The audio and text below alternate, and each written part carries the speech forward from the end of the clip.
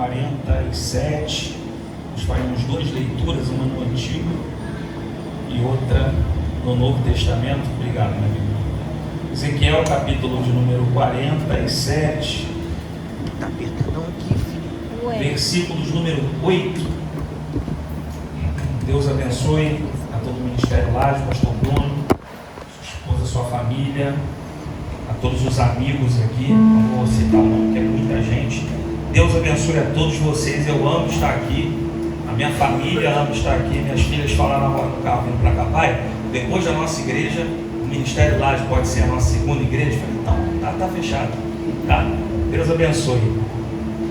Diz assim, Ezequiel 47, a epígrafe do texto é: a torrente das águas purificadoras.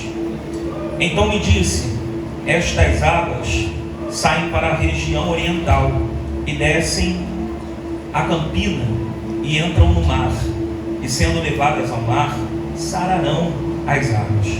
E será que toda criatura vivente que vier por onde quer que entrarem estes 2 ribeiros viverá, e haverá muitíssimo peixe, porque lá chegarão essas águas e sararão, e viverá tudo por onde quer que entrar esse ribeiro. João, capítulo de número 4, Evangelho de Jesus, segundo escreveu João, capítulo 4, somente o verso de número 15. Disse a mulher: Senhor, dai-me dessa água, para que não mais tenha sede, e não venha aqui tirá-la. Você crê que essa é a palavra de Deus? Glórias a Deus. Gente, eu vou compactar essa mensagem e ser muito direto, mas existe algo aqui que o Espírito Santo ministrou ao meu coração esses dias, através dessa palavra. É uma mensagem nova. E o interessante aqui é que, quando nós vamos para o livro de Ezequiel, ele é levantado por Deus com um propósito específico. E o interessante é que Deus dá pelo menos, hoje vou falar aqui pelo menos, 2 visões ao profeta Ezequiel, que são relevantes para o seu ministério e relevantes para o exercício do seu ministério. Relevantes para o seu ministério, a sua vida, porque Ezequiel terá 2 visões que vão forjá-lo, que vão preparar para ele exercer o ministério que Deus o chamou. A primeira visão é um texto muito conhecido, Ezequiel capítulo 37, que é aquela visão do vale dos ossos secos, onde Ezequiel, escute bem isso, Ezequiel vai ter uma experiência vendo dos ossos. Essa primeira experiência não é com Ezequiel, é através de Ezequiel. É por isso que quando Deus ele coloca no mundo espiritual, nessa visão, Ezequiel no cenário, Deus ele quer extrair do Ezequiel algumas questões para entender o que o profeta está declarando. E uma delas é: Ezequiel, profetiza, você crê que esses ossos podem ter vida? E aí Ezequiel fica meio que na corda bamba e diz: Senhor, tu sabes. E aí Deus vai fazer Ezequiel entender que se Deus mandar e Ezequiel liberar uma palavra, através de Ezequiel, Deus pode fazer. E aí a Bíblia diz que Deus diz: então profetiza. E aí acontece. Só que até então, esta informação que o texto dá é uma experiência que Ezequiel está vendo nos ossos. Não é uma experiência com ele, é uma experiência através dele. Ainda não é algo pessoal, mas é algo que Deus permite ele estar nesse cenário. E o interessante é que já em Ezequiel 47, que é o texto que nós lemos, é totalmente diferente, porque agora Ezequiel vai viver a sua própria experiência. E é sobre isso que eu quero pregar nessa noite. Você não vai só viver a experiência vendo na vida dos outros, vendo Deus te usar para a vida dos outros, vendo pessoas da tua casa, da tua parentela, ou pessoas até daqui da igreja, desfrutando daquilo que Deus está fazendo. Hoje é dia de Deus fazer você desfrutar uma experiência particular, pessoal, que Ele tem para você, porque Ele prometeu e é fiel para cumprir. Ok? Então, se nós pudéssemos resumir aqui, o 37 é através, profetiza. O 47 é em você, porque Ezequiel diz: e me fez andar. Eu quero começar essa mensagem pregando para você e dizendo para você nessa noite: Deus não quer você parado. Deus não trabalha em alguém que está parado. O Espírito Santo de Deus desde o princípio pairava sobre as águas, porque a primeira resposta da Trindade para a geografia da terra é: Deus trabalha em movimento. Então nessa noite eu quero pregar para você e dizer para você que hoje Deus está te chamando e está te convidando a dar alguns passos de fé nas áreas que você sabe que você precisa, que Ele tem falado, que Ele tem te tocado. Hoje Deus quer fazer você andar, e você não vai sair daqui parado, e você não vai sair daqui frustrado, porque Deus te chamou para andar com Ele. E aí você vai ver aqui no texto que quando Deus dá essa visão a Ezequiel, encurtando aqui a visão, o sentimento de Deus para Ezequiel é que Ezequiel se apegue aos detalhes que essa visão está sendo transparecida para ele, e ele entenda de fato que Deus quer falar com ele. Se você vê o texto, a Bíblia diz que Deus faz ele voltar à entrada da casa. Que casa é essa? Essa casa é o templo. Essa casa é a casa do Senhor. E aí o texto diz que de dentro desta casa, dos umbrais, mas de dentro desta casa, saem águas. E Ezequiel consegue ver essas águas fluindo de dentro desta casa. A primeira verdade que esse texto nos apresenta é que se este lugar é a casa de Deus, e se nós estamos na casa de Deus, a casa de Deus é o lugar de onde as águas fluem, e de onde nós conseguimos ver o fluir de Deus para as nossas vidas. Você não está em um lugar que não pode fazer algo na sua vida. Você está no melhor lugar, no lugar na onde as coisas se iniciam, e daqui Deus pode fazer estas águas chegarem na tua casa, no teu trabalho, na tua faculdade, nos teus sonhos, naquilo que Ele prometeu. E enquanto estamos aqui, você precisa acreditar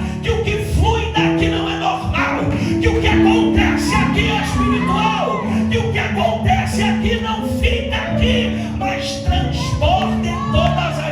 Meu Deus do céu, será que tem alguém que pode entender que o Deus que faz fluir as águas, Ele está aqui nesta noite?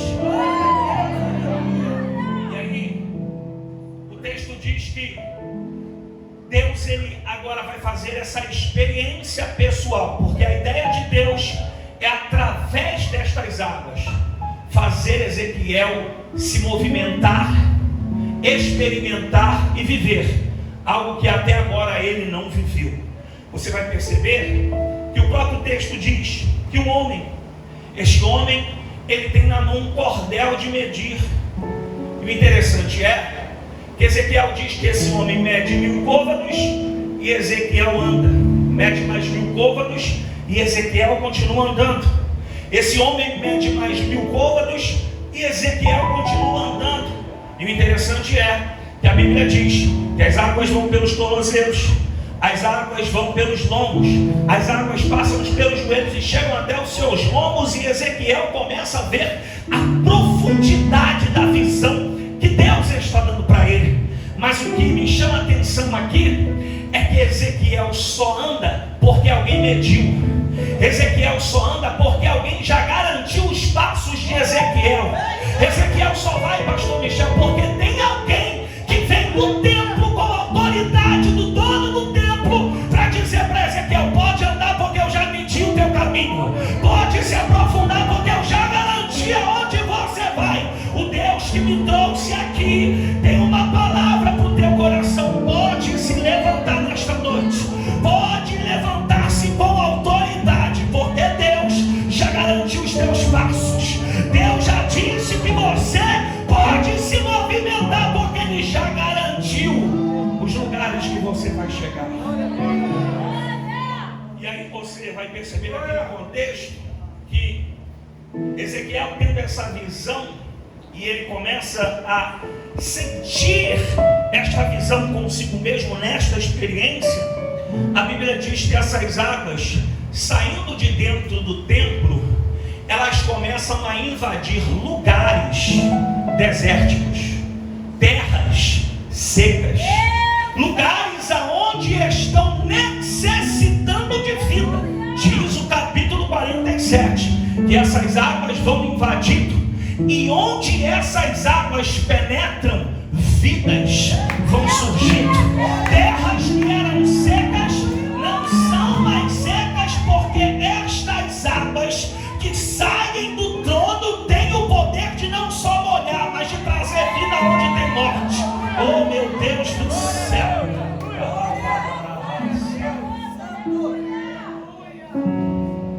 E aí, se você perceber aqui, o texto também diz que essas águas percorrendo as terras secas e todas as áreas, elas precisam desaguar, elas precisam chegar no resultado final. E qual é o resultado final dessas águas? Chegar no Mar Morto. E no Mar Morto ela deságua. Mas diz também, meu amigo Léo, que essas águas, quando chegam no Mar Morto, o Mar Morto é transformado. E aí você vai entender por quê? Porque o Mar Morto, ele é muito diferente de todos os outros mares. Se você pegar um peixe de outro mar e transportá-lo para o Mar Morto, ele morre, porque o índice de sal do Mar Morto é 10 vezes mais do que qualquer outro mar. Então, por que o mar carrega esse nome? Porque ele não tem vida. Ele só vive, mas não tem vida. É possível que eu esteja falando para alguém aqui nessa noite que tem vida, mas não vive. Ou vive e não tem vida. Vive e nada muda. Porque se não muda, é porque não tem vida. E o interessante é que essas águas, quando saem do trono, elas vão alimentando todas as terras que precisam. Mas no final dela, o poder dessas águas é o mesmo desde que saiu do trono. Essas águas, elas não vão se tornando impuras no caminho por onde passa, mas do mesmo jeito que saiu do trono, ela chega dentro do Mar Morto. E a Bíblia diz que quando ela chega no Mar Morto, o mar não tem vida até essas águas chegarem. O mar não tem perspectiva até as águas do trono chegarem. Porque quando as águas do trono chegarem, a morte precisa bater em retirada. Quando as águas do trono chegam, uma palavra contrária precisa voltar, porque o mundo espiritual ainda é regido por aquilo que sai do trono de Deus. Ei, meu irmão, minha irmã, eu vim declarar uma palavra aqui de Deus no teu coração, e não sei se você tem fé para receber. Pode parecer contrário, pode parecer que não vai dar certo, pode parecer que não tem jeito, mas se saiu uma palavra do trono, ela vai chegar e vai produzir o resultado para o qual ela foi enviada. Onde está você nessa noite? Que crê que a palavra de Deus vai se cumprir na tua vida.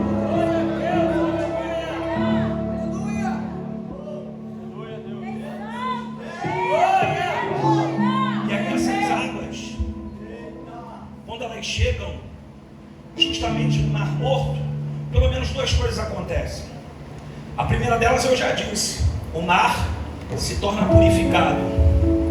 O mar já não é, ainda que tenha o nome Mar Morto, isso também é um indício, e não é a proposta aqui, mas só para deixar esse detalhe, Para depois alguém não achar, pô, o pregador está falando heresia. Mas o Mar Morto também é um indício da volta de Jesus, porque esse mesmo mar vai ter vida, já teve indícios disso. Mas aqui é um Mar Morto, que está recebendo pela primeira vez uma oportunidade de vida através de uma visão. Então esse Mar Morto, ainda que carregue o nome de Mar Morto, as águas já fluíram nele e trouxeram vida. Não se preocupe com as denominações que pessoas fazem sobre o teu passado.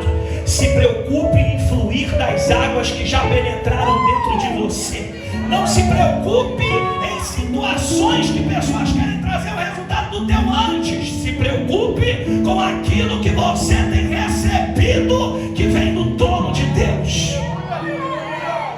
Segunda coisa que essas águas fazem no Mar Morto: se traz vida, automaticamente dá oportunidade para que outras vidas sejam geradas dentro desse mar.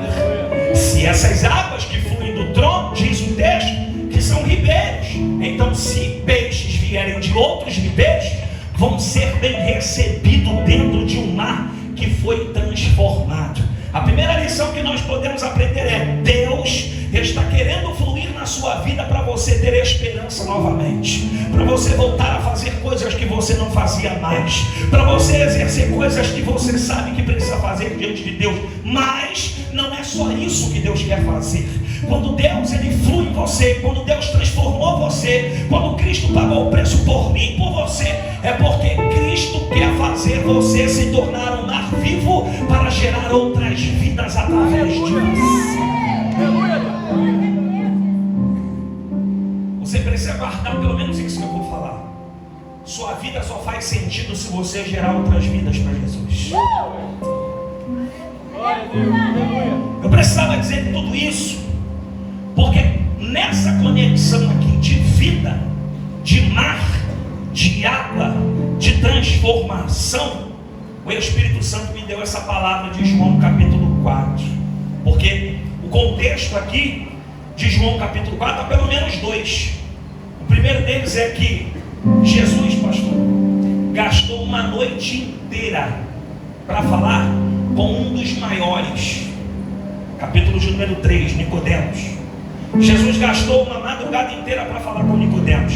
E Jesus, pastor Michel, disse que ele era grande, disse que Nicodemos era conhecedor. Jesus disse isso. Só que também esse mesmo Jesus gastou uma tarde inteira para falar com uma mulher pecadora e anônima. Porque o Cristo é o Cristo que fala na multidão com você, mas também fala dentro do teu quarto.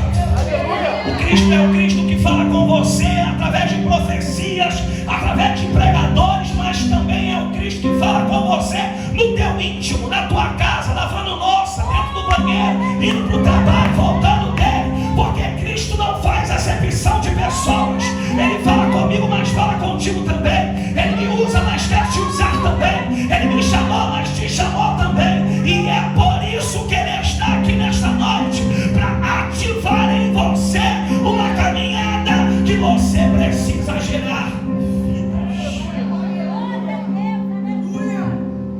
Segundo contexto aqui é que você vai perceber no capítulo 4 do versículo 1 ao 3, está acontecendo algo aqui. O que está acontecendo? Os discípulos de Jesus estão batizando, não é Jesus, os discípulos de Jesus estão batizando mais pessoas do que os discípulos de João. E o interessante é que os fariseus ficaram preocupados. Olha, quem não faz está preocupado com quem está fazendo. Quem não faz está criticando quem está fazendo. É Deus. Se você ver aqui contexto, João capítulo 3, versículo 30, eles vão tentar colocar uma contenda entre João e Jesus. E aí João diz: importa que ele cresça e que eu diminua. Entenda uma coisa: o seu sucesso em uma área sempre vai revelar o fracasso de alguém. Todas as vezes que Deus fazer você ser bem sucedido, sempre vai revelar que alguém está sendo mal sucedido. Mas não se importe com isso, apenas deixe, assim como João, o nome de Jesus crescer e você diminuir. Será que tem alguém que cresce? E aí, o interessante vai perceber, e eu gosto, apesar de eu gostar de Lucas e de Marcos, João ele tem uma escrita bem peculiar, porque João diz assim: e era necessário passar por Samaria. Quando João ele fala que é necessário passar por Samaria, não é pela geografia, porque se você perceber, existem 3 lugares aqui, pastor, que falam Judeia, Galileia e Samaria. Samaria é o lugar do meio, porque Jesus precisa passar por ela. Judeia, Jesus já foi, mas é o destino final, onde ele vai morrer na cruz do Calvário, em Jerusalém. Só que, se Judeia é o final, Galileia é o início, Samaria é o meio. E é impossível chegar no final sem resolver uma pendência que está no meio. Então, quando João ele diz é necessário passar por Samaria, João está dizendo: hoje a gente resolve esse problema que tem lá. Hoje eu não saio daqui enquanto a minha Samaria seja visitada. Hoje o Cristo, Filho de Deus, entrou na minha Samaria e vai fazer aquilo que ele disse que vai fazer. E aí você vai perceber que o texto mesmo diz no verso 5 que existe um altar, ou melhor, existe um ambiente neste lugar em Samaria, Sicar ou Siquém, no Antigo Testamento Siquém, no Novo Testamento Sicar, é o mesmo lugar. E ali já é uma propriedade de Jacó. E aí você vai ver no texto que Gênesis capítulo 33, do verso 18 ao 20, Jacó, quando ele compra esse pedaço de terra, é um costume de Jacó de levantar altares para Deus, pastor Michel, para poder honrar por aquilo que ele fez. Os anos se passam, o altar, meu amigo Léo, quebrou, passou os anos. Só que agora o altar que foi quebrado em Samaria, Jesus está levantando dentro do coração de uma mulher. O altar, ele não começa de cima para baixo igual o poço. O poço você cava por cima e chega no final, é mais difícil. Mas o altar não, você começa embaixo, mas termina. Aleluia. E aí você vai perceber que nessa fala, versículo 9, a Bíblia diz que ela apresenta Jesus. Jesus chega, e é um costume da época as mulheres irem, capítulo 4, versículo de número 5 em diante. Essa mulher, ela vai no poço buscar água. Não é o costume no horário que ela ia, porque as mulheres, as donzelas, mulheres puras, respeitadas, elas iam pela manhã ou pela noite. Então essa mulher aqui é uma pecadora. Essa mulher que sabe da sua condição. Então, para não encontrar pessoas que a conhecem, ela vai medir na hora que ninguém quer, na hora que ninguém está, porque ela não quer se constranger, ela só quer buscar água e matar a sua sede. Então essa mulher, ela tem um cotidiano de vida. Qual? Ela vai na fonte, ela vai no poço, ela pega água, ela mata a sua sede e vai embora. Quando ela tem sede de novo, ela volta no poço, ela pega água, ela volta para casa e mata a sua sede, até encontrar com Jesus. Aleluia. Porque agora não é mais o poço que está presente, mas foi a primeira vez que a fonte teve sede. Foi a primeira vez que Jesus teve sede, pastor Michel. E ele disse para aquela mulher: dai-me de beber. E aí essa mulher falou: tem uma rixa aqui entre a gente. Não é que tem entre eu e você, mas os judeus não falam com os samaritanos, porque para vocês o nosso povo é um povo misturado, é um povo que não tem aliança. E aí Jesus está querendo mostrar para aquela mulher que ela precisa deixar as indiferenças de lado para poder se aproximar daquele que quer estar com ela. É impossível eu não falar aqui nesta noite. Deixe as indiferenças de lado, deixe o problema de A, de B, de C de lado, deixe os maus exemplos de lado, deixe os que estão fazendo de lado. Não se importe com isso, quebre as barreiras, mas aproveite a presença daquele que é a fonte. E aí o texto continua correndo. E aí o interessante é que Jesus ele diz para ela no verso 10: se tu conheceras o dom de Deus, sabe o que ele está falando? Se tu conheceres o dom de Deus, ele está falando dele mesmo. Se tu conhecer o maior presente de Deus, você vai entender tudo isso que eu estou fazendo. E aí essa mulher, ela começa a discursar. E ela mostra para Jesus o seguinte: és tu maior que Jacó, que cavou esse poço? Gente, olha que coisa linda. Se passou muitos anos, Jacó cavou aquele poço, e tem gente ainda bebendo da água do poço que ele cavou. Eu preciso liberar essa palavra para você. Todos os poços que você cavar, todos os altares que você edificar, talvez você não beba desse poço, talvez você não veja outros sacrifícios desse altar, mas esse poço vai alimentar a sede de pessoas da tua casa, de pessoas que você não conhece. Este altar que você levantou, jamais Jesus vai se esquecer. E se por acaso no meio do caminho este altar quebrar, Jesus vai levantar o altar dentro da vida de alguém, seja teu filho, seja teu marido, seja alguém da tua casa. O altar vai estar de pé.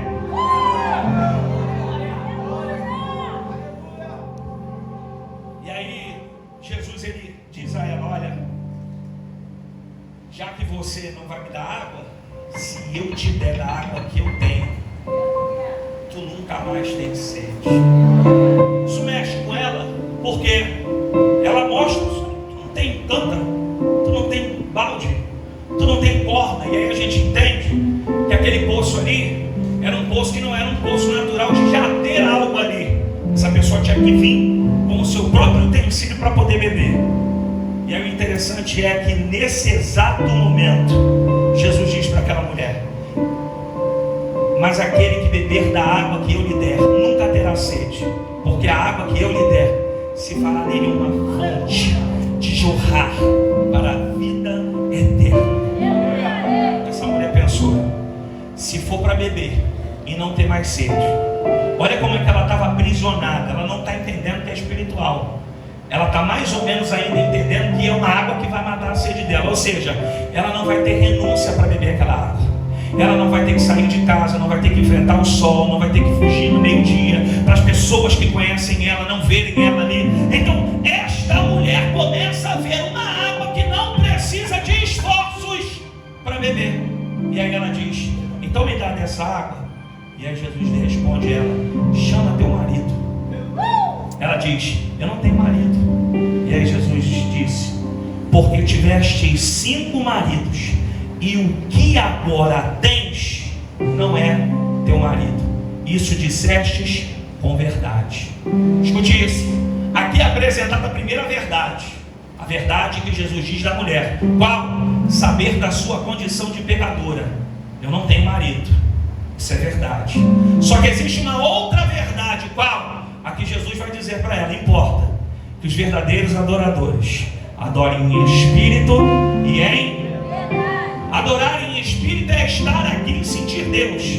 Adorar em espírito e em verdade é sair daqui e fazer nunca mais aquilo que disse para Deus que não ia fazer. Existem pessoas que até confessam aquilo que fez, mas não se arrepende e deixa de praticar. Isso não é uma verdade completa. Isso é uma verdade porque Jesus já constrangeu.